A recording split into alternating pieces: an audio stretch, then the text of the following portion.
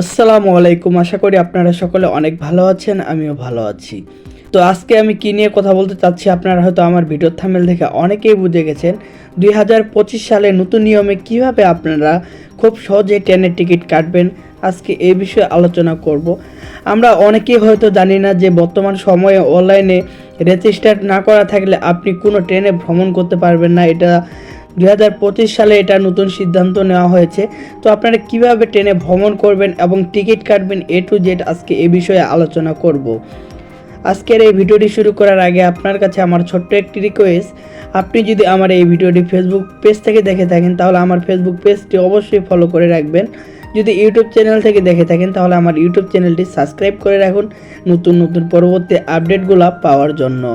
তো বন্ধুরা, যারা আমার ফেসবুক পেজটি এবং ইউটিউব চ্যানেলটি সাবস্ক্রাইব করে রেখেছেন তাদেরকে জানাই অনেক অনেক ধন্যবাদ। আমি আশা করব যে আপনারা সবাই ভিডিওটা শেষ পর্যন্ত দেখবেন, তাহলে হয়তো সব কিছুই বুঝতে পারবেন। তো এর জন্য আপনাকে যে কাজটি করতে হবে, আপনার ফোনের যে কোনো একটা ক্রোম ব্রাউজার কিংবা গুগলে আপনাকে সিলেক্ট করতে হবে। তো দেখুন, আমি আমার গুগল থেকে আমি আপনাকে দেখাচ্ছি যে কিভাবে আপনি খুব সহজে আপনার ট্রেনের টিকিট কাটবেন 2025 সালে সঠিক নিয়মে। তো এইখান থেকে আপনাকে সার্চ করতে হবে, গুগল থেকে এসে বাংলাদেশ রেলওয়ে। তো এখানে সার্চ করার পরে প্রথমে একটি ইন্টারফেস পেয়ে যাবেন। তো এই ইন্টারফেসে আপনাকে টাচ করতে হবে। তো টাচ করার পরে তারপর আরেকটি ইন্টারফেস আসবে, এখান থেকে আপনাকে দেখে নিতে হবে। প্রথমে আপনাকে যে কাজটি করতে হবে, আপনাকে একটা রেজিস্টার করতে হবে। রেজিস্টার হচ্ছে দেখুন নিচে হাতের বাম পাশে দেখবেন মাই অ্যাকাউন্ট। এই মাই অ্যাকাউন্টে আপনাকে একটা রেজিস্টার করতে হবে। দেখুন ছোট্ট করে এখানে লেখা আছে রেজিস্টার। তো দেখুন এখানে রেজিস্টার লেখা আছে। তো এইখানে আপনাকে রেজিস্টার করে নিতে হবে আপনার ফোন নাম্বার দিয়ে, এনআইডি কার্ড দিয়ে, জন্ম তারিখ দিয়ে, তারপর আপনার ইমেল দিয়ে। এটা আপনাকে সাবমিট করে নিতে হবে। তো সাবমিট করা হয়ে গেলে, অথবা কেউ যদি সাবমিট না করতে পারেন, আমার এই ভিডিওর ডেসক্রিপশন বক্সে আমি একটি লিঙ্ক দিয়ে দেবো। ভিডিওটা দেখে আপনারা এখানে রেজিস্টার করে নেবেন এইভাবে। তারপরে রেজিস্টার হয়ে গেলে আমি আগেই বলে দিচ্ছি, আপনি যদি এটা রেজিস্টার না করতে পারেন তাহলে কিন্তু আপনি কোনো সময় ট্রেনে ভ্রমণ করতে পারবেন না। তো তারপর আপনাকে এখান থেকে ব্যাক করতে হবে। ব্যাক করার পরে এখানে দেখুন নাম্বার পাসওয়ার্ড চাচ্ছে, এখানে আপনাকে লগ ইন করতে হবে। তো আমার যেহেতু এটা আগে থেকে খোলা ছিল তো আমি লগ ইন করে নিলাম। তো দেখুন আমার আইডিটা কিন্তু এখানে চলে আসছে। আপনাদেরও এরকম একটা প্রোফাইল হয়ে যাবে। তারপরে এখানে দেখুন হাতের ডান পাশে আপনাকে টাচ করতে হবে। তো টাচ করার পরে দেখুন এইখানে কিন্তু অনেক গুরুত্বপূর্ণ বিষয় আছে, যে ফ্রম অর্থ হচ্ছে আপনি যেখান থেকে উঠবেন। ধরুন আপনি ঢাকাতে আছেন, তো ঢাকা থেকে উঠবেন, ঢাকা কমলাপুর থেকে বা ঢাকা এয়ারপোর্ট থেকে। তো এর জন্য আপনাকে এখানে ঢাকা সিলেক্ট করতে হবে। তারপর আপনি কোথায় যাবেন, রাজশাহী, খুলনা। তো আমি যেহেতু দিনাজপুরে যাব, তো এখান থেকে আমি দিনাজপুর সিলেক্ট করে দিব। তো টু হচ্ছে সবসময় দিনাজপুর হবে, আর ফ্রম হচ্ছে আপনি যেখান থেকে উঠবেন এটা হবে। চেয়ার সিলেক্ট করে দেবেন। তো আমি এস চেয়ার সিলেক্ট করে দিলাম। তারপর এখানে লাস্টে আপনাকে তারিখ দিতে হবে, আপনি কত তারিখে যাইতে যাচ্ছেন। তো আমি যেহেতু 31 তারিখে যাব, তো 31 তারিখ আমি এখানে সিলেক্ট করে দিলাম।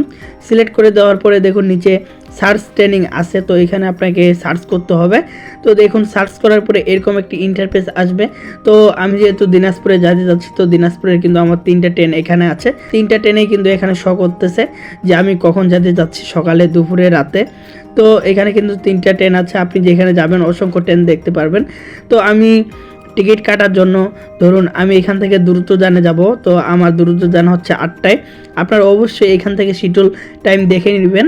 যে দেখুন এখানে কিন্তু 31শে ডিসেম্বর ঢাকা থেকে 8টা PM গাড়িটি ছাড়বে এবং দিনাজপুরে পৌঁছাবে ভোর 4:00 AM এবং সকালে। তো দেখুন এর প্রাইস হচ্ছে 575 টাকা এস চেয়ার, আর সেজেন্সের চেয়ার হচ্ছে 1104 টাকা, এসি চেয়ার হচ্ছে 1978 টাকা। তো আমি যেহেতু নর্মালটা কাটবো, তো আমি এখানে বুক দিলাম। তো ইন্টারফেস আসবে। তারপরে দেখুন এগুলা কিন্তু যেগুলা হলুদ হয়ে আছে এগুলা কিন্তু বুকিং করা হয়ে গেছে। এখান থেকে উপরে দেখুন একটু লক্ষ্য করুন যে এখানে সাদাগুলো আছে। তো এখানে টাচ করতে হবে। দেখতে টাচ করার পর কিন্তু এইগুলা সাদাগুলো হয়ে আছে এবং সাদা যেগুলো আছে দেখতে পারবেন এগুলো কিন্তু সব খালি আছে। এখান থেকে আপনার পছন্দ মতো আপনি সিট বুক করতে পারেন। তো আমি দেখানোর জন্য 2টা সিট বুক করলাম। তো আপনারা চাইলে যদি বেশি হয়ে যায় তাহলে একটা কমিয়ে নিতে পারবেন, বা ওর উপর টাচ করলে কিন্তু একটা কমে যাবে। তারপরে আপনারা যে কাজটি করবেন, তো এখানে দেখুন কন্টিনিউ প্রসেস আছে। তো এখানে আপনাকে কন্টিনিউ প্রসেস করতে হবে। তো প্রসেস করার পরে আপনার যে নাম্বারটি দিয়েছিলেন রেজিস্টার করার সময়, সেই নাম্বারটিতে একটা কোড যাবে, সেই কোডটি অবশ্যই আপনাকে এখানে আনে বসাইতে হবে। তো দেখুন আমি কিন্তু একটা কোড পেয়ে গেছি, তো আমি কোডটা আমার এখানে দেখে দেখে আমি বসিয়ে দিব।